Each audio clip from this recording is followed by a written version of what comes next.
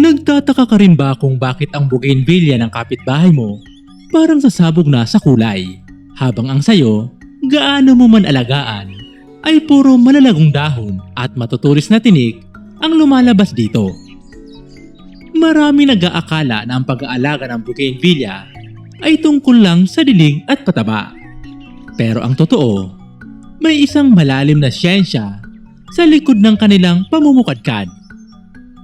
Sa video na ito ay hihimayin natin ang biyolohiya ng halaman na ito. Aalamin natin ang sekreto ng stress trigger, ang panganib ng nitrogen, at kung paano mo madadaya ang iyong halaman para magbigay ng walang tigil na kulay sa iyong bakuran. Una sa lahat, kailangang aminin natin, niloloko tayo ng ating mga mata. Ang inaakala nating talunot o petals ng bulaklak, hindi yan ang tunay na bulaklak. Ang makukulay na bahaging ito ay tinatawag na bracts. Sila ay mga modified leaves.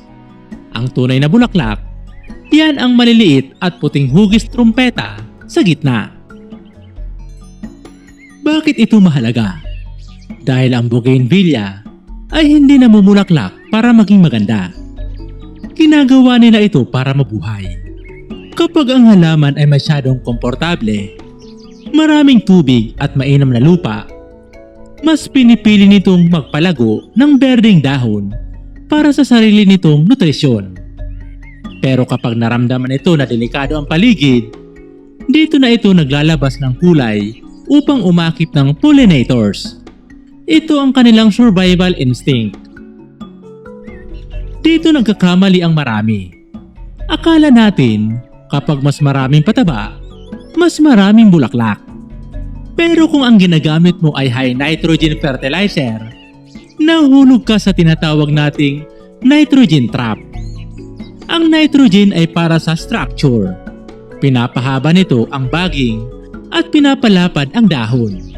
Sa mata ng halaman, kapag binigyan mo siya ng maraming nitrogen, sinasabi mo sa kanya na sige, magpalaki ka lang ng katawan at magparami ng dahon. Upang mapuwersa ang halaman sa tinatawag na reproductive phase, kailangan natin bawasan ang nitrogen at simulan ang feeding for stress. Isang psychological shift kung saan ang halaman ay titigil sa paggawa ng dahon at magsisimulang mag-invest ng enerhiya sa paggawa ng bracts. Kung mayroon mang isang pinaka-importanting technique, ito ay ang strategic drought o ang wealth and water technique. Sa Pilipinas, napapansin nyo ba na mas maganda ang mga bougainvillea tuwing summer o El Nino? Ganito ang proseso. Hayaan mong matuyo ang lupa hanggang sa makita mong medyo nalalanta na ang mga dahon. Sa puntong ito, ang mga ugat ay nagpapadala ng alarm signal sa buong halaman. Sinasabi nito, mamamatay na tayo, kailangan na nating magparami bago maubos ang tubig. Pagdating ng puntong iyon, diligan mo siya ng husto. Ang biglaang dating ng tubig pagkatapos ng stress ang magtitrigger sa halaman na maglabas ng saganang bulaklak sa bawat node ng kanyang sanga. Kung ang stress ang nagpapalabas ng bulaklak, ang potassium naman ang nagpapanatili nito. Ang potassium ang fuel para sa matingkad na kulay. Kung gusto mo ng deep purple, neon pink o fire orange na tumatagal ng linggo, kailangan mo ng sapat na sustansya. Makakatulong dito ang balat ng saging. Ito ang pinakasikat at pinakamadaling pagkunan ng natural na potassium. Maaari itong direktang ibaon sa paligid ng halaman o kaya naman ay ibabad sa tubig ng 2 hanggang 3 araw at saka ito ipandilig. Abo ng kahoy. Ang abo mula sa sinunog na tuyong kahoy o sanga ay siksik sa potassium at calcium. Maaari itong ibudbud ng manipis sa ibabaw ng lupa at haluin ng bahagya. Seaweed o lumot sa dagat.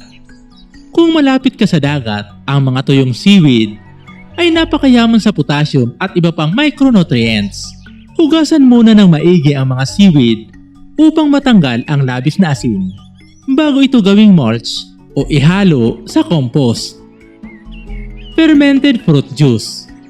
Ito ay mabisang paraan ng mga organic farmers para mapabilis ang pagpapabulaklak. Balat ng patatas. Ang patatas ay mayaman din sa potassium na kailangan ng mga halaman para sa vibrant longevity ng kanilang mga bracts.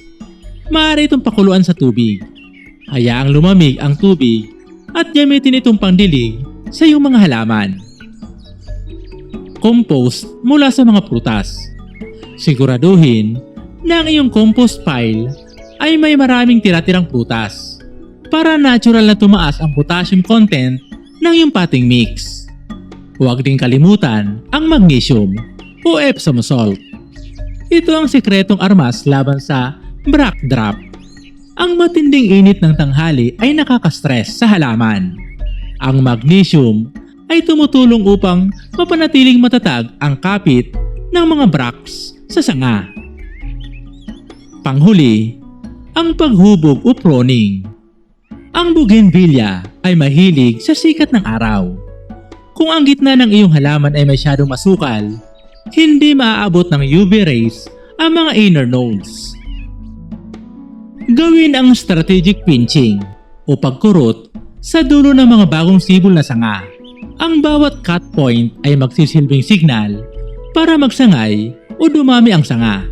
At dahil ang mga bagong sanga na ito ay genetically primed at busog sa sikat ng araw, asahan mo na bawat dulo nito ay magdadala ng kumpul-kumpul na kulay. Ang pagpapakitang gilas ng bougainvillea ay hindi tsamba. Ito ay resulta ng tamang balanse ng pagpapahirap at pagpapakain. Sa pamamagitan ng pag-unawa sa kanilang survival mechanism, hindi ka lang basta nagtatanim, nakikipag-usap ka sa kalikasan. Kaya naman sa susunod na makita mo ang iyong bougainvillea na puro dahon lang, alam mo na ang gagawin. Bawasan ang tubig, itigil ang nitrogen, at hayaang mong ang siyensya ang magpatakbo ng iyong halamanan. Ikaw ba, kaurban? May tanim ka din bang bougainvillea? Ano ang ginagawa mo para mamulaklak ito ng kumpul-kumpul? Ibahagi ang iyong sagot sa comment section at babasahin namin ito. At kung nagustuhan mo ang video na ito, ibahagi ito sa iba para madami pa ang makaalam tungkol dito. Ito pong muli si UCL. Maraming salamat po sa panonood. Hanggang sa muli po. God bless.